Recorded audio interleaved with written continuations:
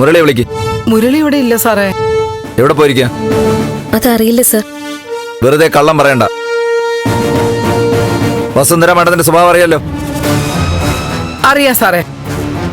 പാവങ്ങളെ പിടിച്ചോണ്ട് പോയി ഉപദ്രവിക്കുന്നല്ലേ. മുരളി ഇവിടെ ഇല്ല.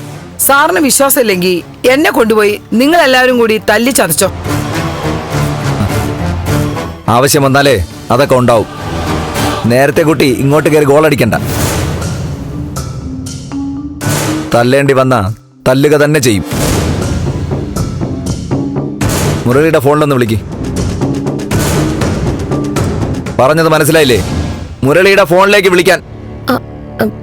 മുരളിയേട്ടൻ ഫോൺ കൊണ്ടുപോയിട്ടില്ല. ഞങ്ങൾ വിളിക്കുമ്പോഴൊക്കെ റിംഗ് ഉണ്ടായിരുന്നല്ലോ. ഈ ഫോണിൽ നിന്ന് വിളിച്ചേ. അല്ലേ വേണ്ട, ഇങ്ങെടുക്ക്, ഞാൻ വിളിക്കാം.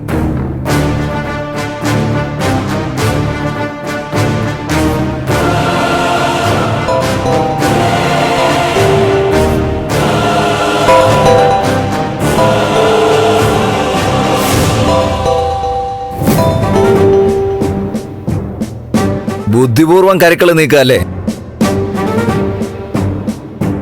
എന്താ മുരളി ഫോൺ കൊണ്ടുപോകാത്തെ? മുരളിയേട്ടനിപ്പോ അധികം അങ്ങനെ ഫോൺ ഉപയോഗിക്കാറില്ല സർ. ദേ പോലീസിനോടാ സംസാരിക്കുന്ന, അത് ഓർമ്മ വേണം.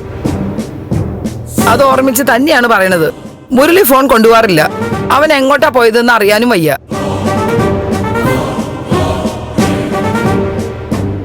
വീട്ടിലൊരാളെ കാണാതായിട്ട് അതിന്റെ വിഷമമൊന്നും രണ്ടുപേരെ മുഖത്തും കാണാനില്ലല്ലോ. മുരളി വല്ല ഓട്ടം പോയതാവും. അവന്റെ ഓട്ടോ അല്ലേ ആ കിടക്കുന്നത്. പിന്നെങ്ങനെ അവൻ ഓടാൻ പോയതാ?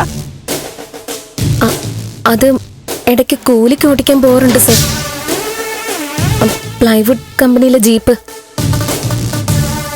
മുരളി ഇടയ്ക്ക് അങ്ങനെയാ മാറി നിൽക്കും സാറേ. എന്നാ ഇടയ്ക്കിടയ്ക്ക് ആക്കണ്ട.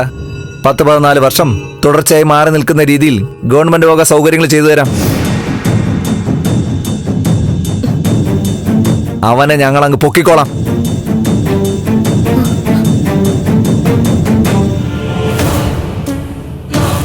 ഇനി അഥവാ പ്ലൈവുഡ് കമ്പനി നോട്ടം കഴിഞ്ഞ് മുരളിയേട്ടൻ തിരിച്ചു വന്നാ ഒന്ന് പറഞ്ഞേക്കണം.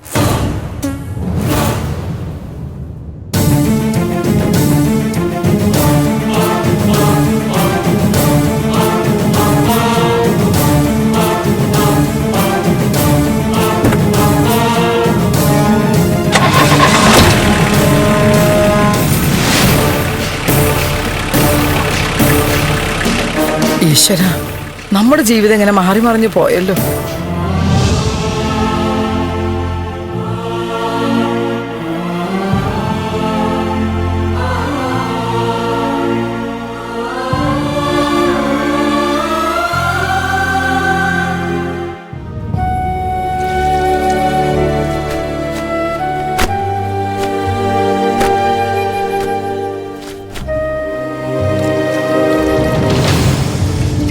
ചേച്ചിക്ക് നന്ദേട്ടനെയും നന്ദേട്ടന്റെ ചേച്ചിയും വലിയ ഇഷ്ടമാണല്ലേ?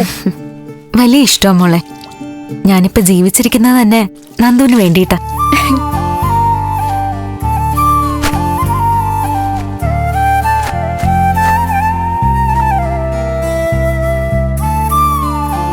ചേച്ചി, നന്ദേട്ടൻ ബീഡി വലിക്കോ?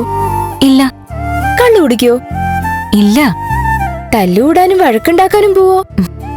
ഏയ് ഇല്ല. അപ്പോ നല്ല സന്തോഷവും സമാധാനവും ആയിരിക്കും ആ വീട്ടില്, അല്ലേ? എന്റെ അപ്പച്ചനെ പോലെ ആയിരുന്നെങ്കിൽ ഒട്ടും സമാധാനം ഉണ്ടാവില്ല. മോളുടെ അപ്പച്ചനിപ്പോ നല്ല ആളല്ലേ? ഇപ്പോ അപ്പച്ചനെ നിമ്മിമോക്ക് ഇഷ്ടമല്ലേ? ഫ്ലവേഴ്സ് ഒരുക്കുന്ന കാഴ്ച വസന്തം യൂട്യൂബിൽ പ്രേക്ഷകർക്ക് ലൈവായി കാണാം. ഫ്ലവേഴ്സ് കോമഡിയിൽ ജോയിൻ ചെയ്യൂ, ആസ്വദിക്കൂ.